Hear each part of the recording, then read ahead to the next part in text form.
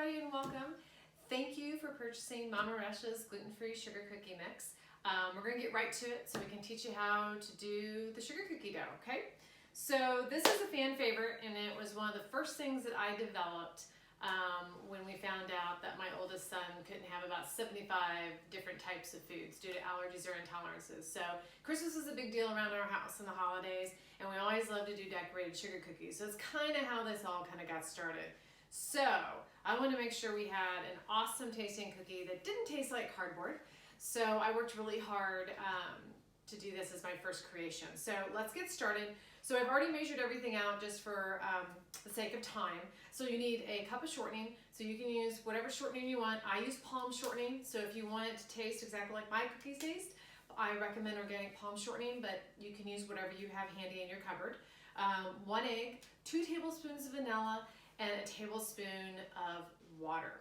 Okay, so the first thing that I do is I take the shortening. We're going to go ahead and use a stand mixer.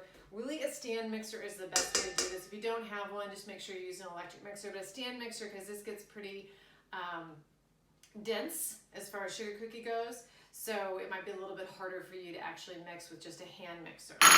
Whoops, sorry about that. So we put our shortening in here, and what we do is I always take my shortening and I beat it for a little bit just to kind of soften it up and warm it up. It just incorporates a lot better with all the other ingredients when you do that. So we'll do that real quick here. Then I just like to scrape down the sides. Just helps again to get that all incorporated, get it warmed up a bit, especially with during the cooler months. It definitely helps. In the summer, your shortening will probably be a little bit warmer and a little bit easier to work with. We're going to go ahead and we're just going to add our egg. We're going to add our vanilla. And then you can go ahead and add your tablespoon of water. Going to mix those together. Just helps again kind of incorporate all this first before we add the dry mix.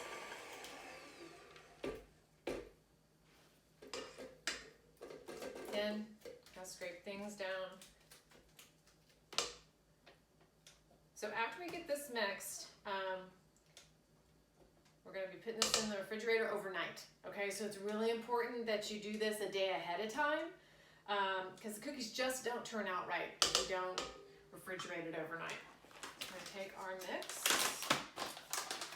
add that in.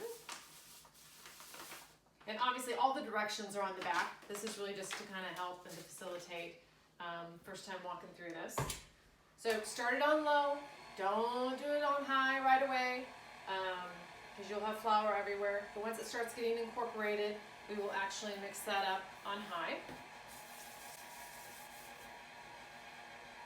And it needs to be fairly moist. So if it's crumbly at all, you need to add water. So if you need to add water, just do it a teaspoon at a time because you can't go back. So I always tell that to everybody. So we're going to mix this up here. See how we're doing? So after this is done combining, I use parchment paper because it doesn't stick. We're going to put our dough in that. So this looks like the right consistency, and I'll show you that when we're done here.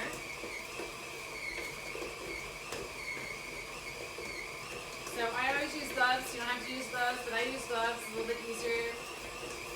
Taking the dough out. You want to mix this a good minute, 2 minutes. You just again want to make sure everything's really incorporated really well throughout the dough.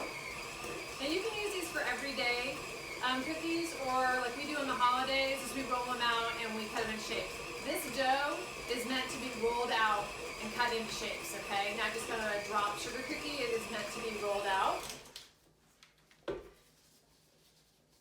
So that's perfect. Show you here. There we go. Let's scoop it out. So see, it's almost like Play-Doh. I guess that's kind of a good way, a soft Play-Doh consistency. So what I do is I just kind of, on the parchment, and it doesn't have to be fancy. We're going to fold that over. Take our lovely gloves off here. All right, and then I go ahead and I put it in a Ziploc bag.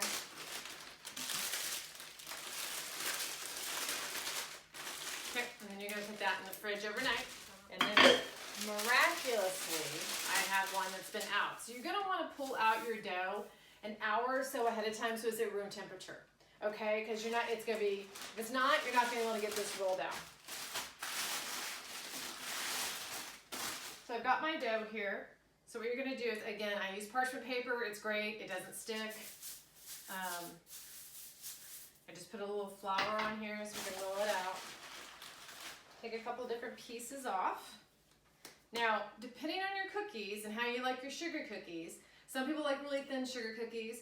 I like a thicker sugar cookie that's more soft and chewy. So you'll just have to determine that when you're rolling stuff out. So for the purposes of today, I'm just gonna do a round one just like I've done on the finished cookies over here.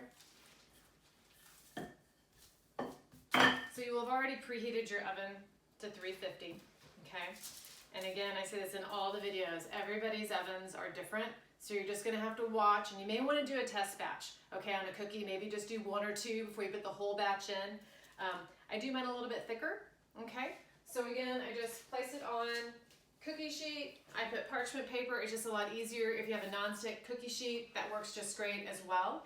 So you're gonna cook those anywhere from like 10 to 12 minutes on the directions are on the back of the packaging.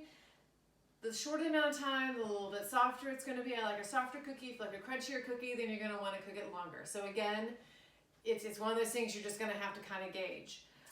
So again, here's the finished product. So we got our great little sugar cookies here. They're great for every day. Sometimes I'll add sugar crystals to the top of mine, frosting, or a glaze. We do sell the frosting and glaze mix, so especially for our holiday cookies, when I do the glaze on those, that recipe is actually on the back of that mix. Hope that helped, and enjoy. Thank you so much.